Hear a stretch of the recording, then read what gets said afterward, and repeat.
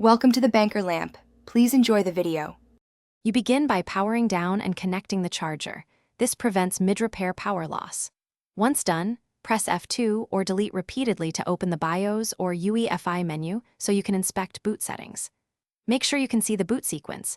Change it only if the internal drive is not listed.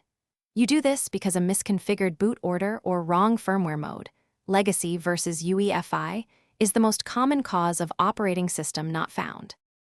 If the drive appears in BIOS, you move forward by booting from a recovery USB so you can repair startup files.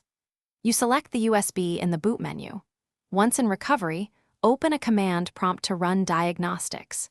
You run chkdsk to check disk integrity, and then use bootrec commands to restore the master boot record and boot sector, rebuilding the BCD as needed. This sequence repairs corrupted boot records that make the system unable to find the operating system.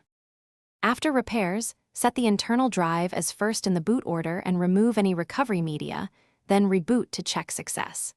If you still see the error, power down and reseat the drive or connect it externally to another computer to verify data presence. You do this to distinguish firmware issues from physical drive failure. If data is intact but unbootable, restore from backup or proceed with a clean OS install. If things go wrong, test the drive externally before replacing hardware. Thanks for watching. If this was helpful, leave a like and consider subscribing. See you next time.